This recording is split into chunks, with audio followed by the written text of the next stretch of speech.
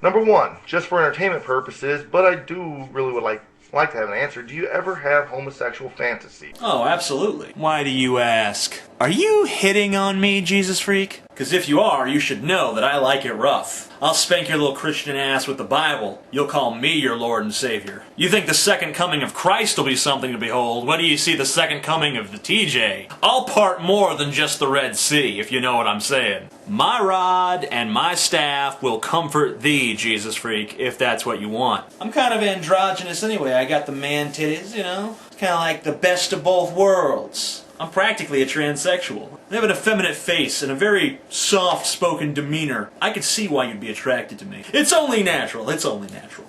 Are you ever tempted to believe in God? You know, on a day-to-day basis or week-to-week basis, do you have moments that creep in and, you know, maybe there is a God? Do you have doubts about your own system of beliefs? Nope. I wish I could give a more interesting answer, but I just simply don't. I mean, I know it would be more compelling and it'd be a better all video experience for everyone out there if I admitted to my constant moments of weakness, my constant struggle to stay an atheist despite my need for God in my life. I mean, that's certainly more dramatic, it's certainly more interesting, but it's just not true. I don't think about atheism very much in my day-to-day life. It's just not that important. It's important to me when I examine society because I see religion as the root cause of so many problems, but in my personal day-to-day life, religion really plays no part whatsoever. And by the same token, nor does atheism. Third question, where does your conviction of guilt come from? If you could elaborate on what compels you to feel guilty in and outside of society's influence. You know, I'd like to know how you deal with that guilt. The only time I really feel guilty is when I say something to someone in anger, and I don't really mean it, and they think that I do, and it kind of gets blown out of proportion, and I have to seek their forgiveness. That's the only time that I really feel guilty about something, because I don't want them to have a false impression of me or to think that I meant something that I said when I really was just talking out of anger. Next question. When did the universe begin? Not just the Big Bang and all this, but all the events that transpired before the Big Bang. When did the universe begin? I don't know. Final question. If you ever believed in God, for a brief moment, you know, what caused you to stop believing in God? When I was a kid, I sometimes tried to believe in God just so that I wouldn't be different from the other kids. But once I realized that I simply was different from the other kids and I never would be the same, I stopped trying to believe in God. And I'm the one who set traps for the Tooth Fairy and stayed up all night waiting to see my parents putting the presents under the tree on Christmas Eve. I was always trying to catch my parents in a lie about these fictional characters, the Easter Bunny, the Tooth Fairy, Santa Claus. For the same reason that I didn't believe in any of those beings, I didn't believe in God. I remember I did show a bit of an interest in going to church for social reasons because everyone else I knew did it. And so I thought, if I go to church, I'll be normal like these other kids. But I eventually realized that I'm just never going to be normal because I'm always going to be like, ooh,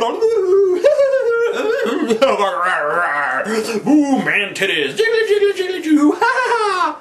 My brain is filled with spiders now.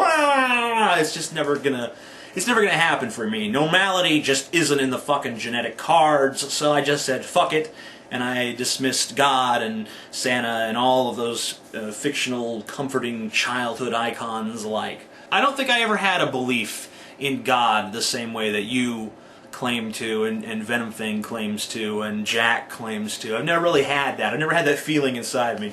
I was just simply born absent of whatever sort of malleable part of the human brain that shit gets drilled into. I don't think I ever had that little soft spot that they could implant the time bomb of religion into. I think some people are born with a susceptibility to belief, and I just didn't have it. I hope that answers the question. And now it's time for me to ask you your questions.